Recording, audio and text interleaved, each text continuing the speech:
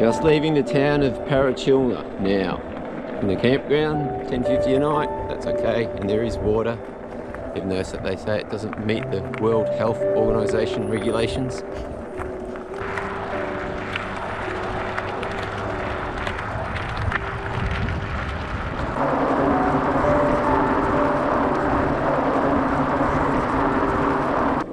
I've just left the town of Parachilna.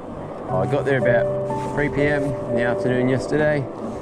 Went to the hotel. On my map it shows a water thing for so you can get water there. I thought, well, I can't see any, I'll ask at the hotel. Walked in and asked, and she's like, oh, that map's really old. There's no water here.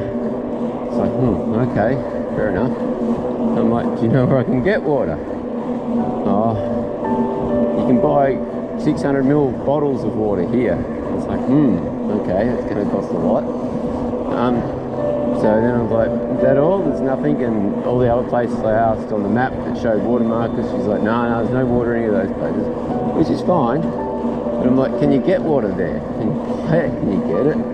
Oh, and she couldn't sort of answer, and she's like, so then I thought, okay, I'll go out and reconsider things, try and weigh up my options, try and figure out what to do. I still had 5 litres of water, so I don't like to run dry, so I still had 5 litres just in case. And then I looked at it and I saw the caravan park. And I thought, well, I'll just stay there, because generally you can get water at a caravan park.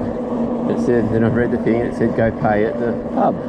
So I had to go back to the hotel, and I'm like, well, can I stay at the caravan? How much does it stay at the caravan park? She's like, oh, it's only $10.50. I'm like, is there drinking water there? And she's like, oh, it doesn't meet the World Health standard. I'm like, no, but do people drink it? She's like, oh, it doesn't meet the World Health standard. I'm like, yes, I've heard you say that, but do people drink it? And she's like, you're getting agitated. It's like, no, I'm trying to find out if I can drink the water. And then she's like,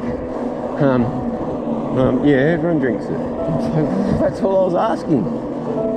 So now I've turned around and I've got 89 kilometres to Hawker, the town I originally started at, but I'm just going to go straight down the highway. Should be able to do it today. So I just left the town, pumped my tyres up to about 20 psi. I got five things went ching ching ching ching, psh, and I heard it. So I'm already deflated down to about 10 psi, so I'm going to have to stop soon and re-pump my tyres up. Anyway, good dilemmas to start the day. Doesn't faze me, it really doesn't. It's a beautiful day, a little bit of cloud in the sky today. It's just, I started on 7:30, so it's just after 7:30 now. Yeah, it's all good. I've had a good time so far, so I'm not too fazed. But yeah, information. She's like, well, you should ring all the places and plan your trip better. It's like, well, I did. I rang national parks and I rang, and she's like, yeah, but they're not the towns. It's like, oh. She's saying you should ring every single town and every single place. It's like, yeah, okay. Anyway, she was very unfriendly, to say the least. It's going to be really interesting how long it takes on the sealed road to get to Hawker. Seeing it was 89, pretty much 90 k's. But my tyres, you can put these tyres up to 30 psi. It's Wavell Jumbo Gyms. But because it's just got 5 flats, they're quite low. I want it to seal properly, the stuff. So that's going to slow me down a bit. I reckon you could fly along. I reckon you could do it at 25 k's an hour, I reckon. With a tail breeze. But not when they're at about 10 psi. Well, they're probably about 15 maybe. Anyway.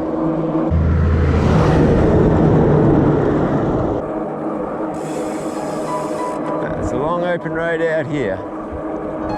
Don't come out here in summer to cycle.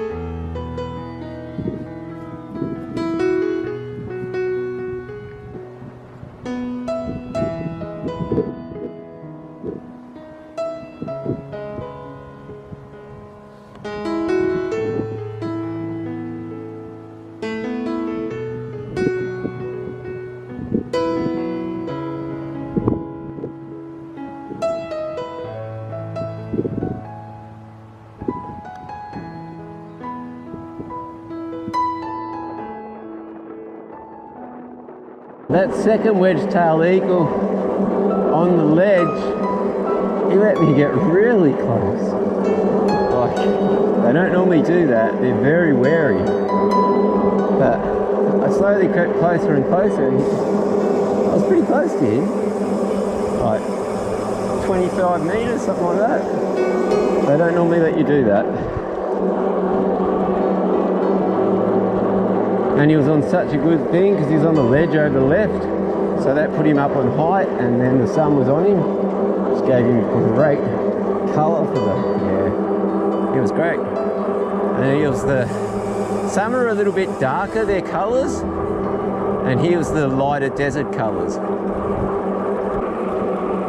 Cruising past the Flinders Ranges. Quite literally, at this tail breeze, I feel sorry for anyone who's heading this direction.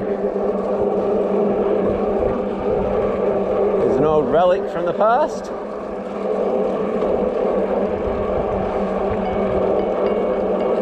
It's pretty old, homestead.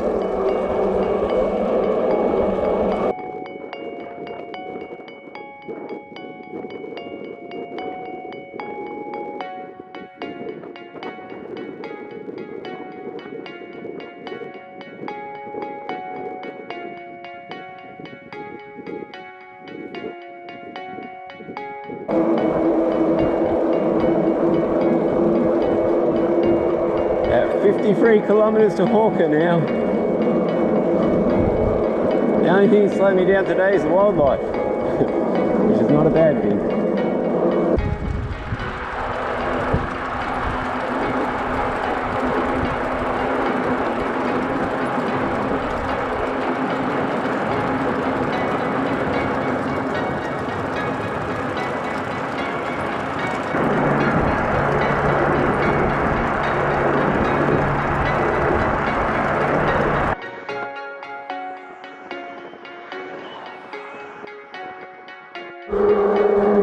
Who said you can't fly on a fat bike? Top gear, humming along. Probably a 40k an hour wind behind me, or 20k an hour wind. It's great. 44k's to Hawker. I'm out of battery on my Canon, so no more wildlife footage really. So let's get this 44k's done.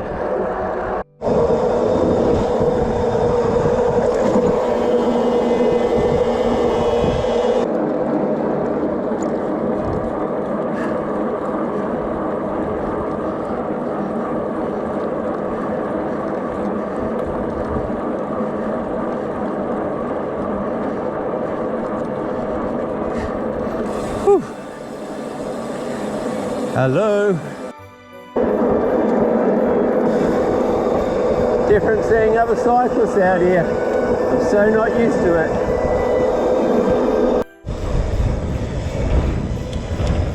There he goes. Hello, Mr. Emu. Hello.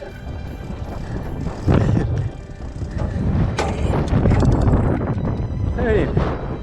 Not too phased. Where you going? Mr. Emu. They're not the smartest, are they? He's trying to get away, but he doesn't know where to go.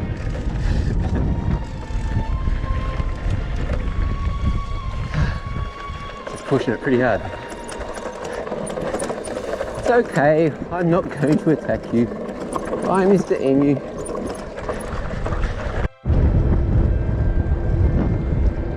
"29 kilometres to Hawker."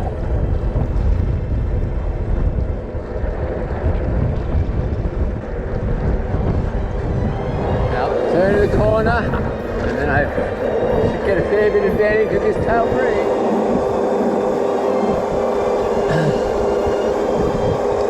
That must be the last climb, I think. Glad. Because I'm getting tighter. This is the gap I've been looking for. That was a decent climb. That's it. Let's head to Hawker.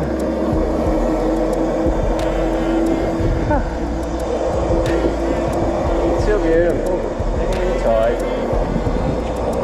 6 days all up, the journeying through the Flinders Ranges. South and a little bit of the north. Maybe I'll get to do the north another time. Welcome to Hawker, population 900, established 1880. This is the town of Hawker.